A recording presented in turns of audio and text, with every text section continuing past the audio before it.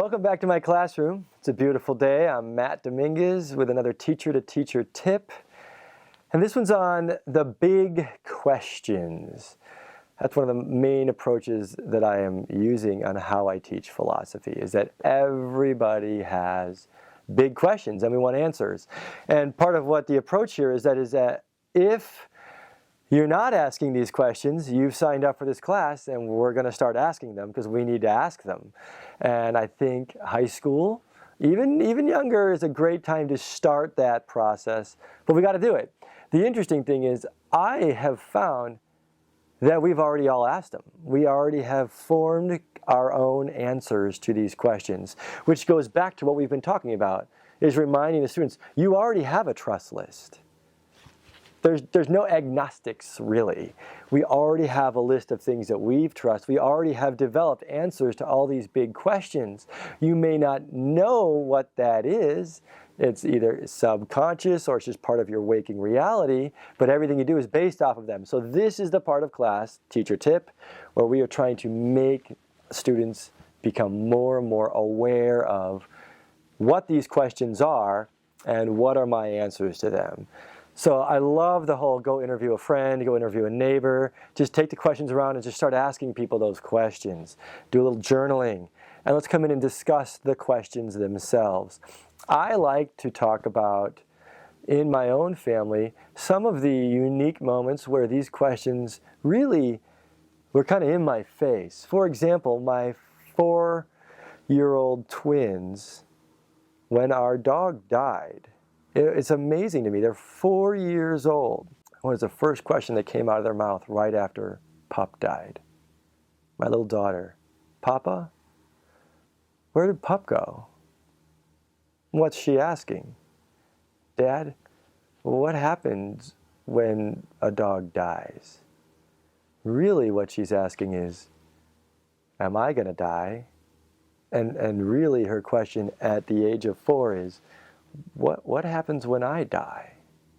And the key here is, at this part of our journey, near the end of Act 2, here's the plot, here's the tension, here's the driving force of this story. How I answer that with my daughter shapes so much of not just that day, but maybe even the rest of her life.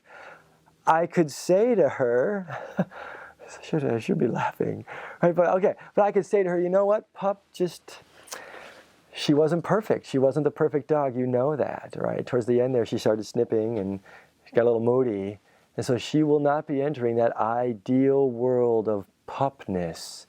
And so we can go with the idealism approach, and if we were a Buddhist family or a Hindu family, we would answer that from an idealistic perspective or a monistic perspective. We could potentially talk about, you know what, it's the circle of life, Anna, and Pup's getting reincarnated into the ground, and Pup's going to come back as a stallion because she was a great dog, or maybe a slug, or however I would interpret the cycle of reincarnation. Or maybe I would just say, Pup is just now part of the earth. She's part of the oneness that we are all connected to.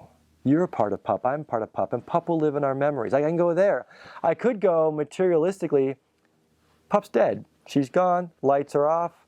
If we turn the switch off, the batteries are done, and Pup's dead and gone, and we don't need to be worried about that. She had a great life, and her life is over, and that's just how life works. That'll happen to you someday, and me. There's no eternal consequences. There's no hell or heaven. There's none of that kind of stuff. Just make the most out of your life, and when it's done, it's done. Or I can enter into a theistic response and say there's a creator who created this amazing dog, and this creator loves this dog. We love this dog. I am not that dog. That dog is not me, and we can enter into a theistic response. But those are all very different responses in that moment, and that's one question from a 4-year-old.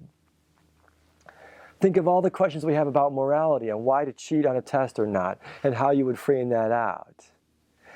I mean, I think of the Hamlet question. Why do I exist? And really, Hamlet's to be or not to be question is, why do I exist when I could so easily just end my life? And even if you add on grace, what the implications are there. Why stay alive when life is so hard and heaven is so good? These are the big questions of life. There's more than 7 or 8 of those, But these are ones that I think we have seen philosophers over the years really approach. All the big movies, all the big pieces of literature, and every human being wants an answer to this question. The key, the tension here, and this is teacher to teacher, the key is to start setting up the fact that there are direct consequences to the answer that you put on your trust list. And some of these consequences are similar, but often they're going to have vast differences. And to remember that no one has a corner on the market here. We are all choosing answers to these big questions, and those answers affect every decision we make, even down to the food that I eat, or what kind of car I'm going to buy, or who I'm going to be in a relationship with, and how and why, and how long that will last, and how that grows. It even defines what love is. Further up and further in.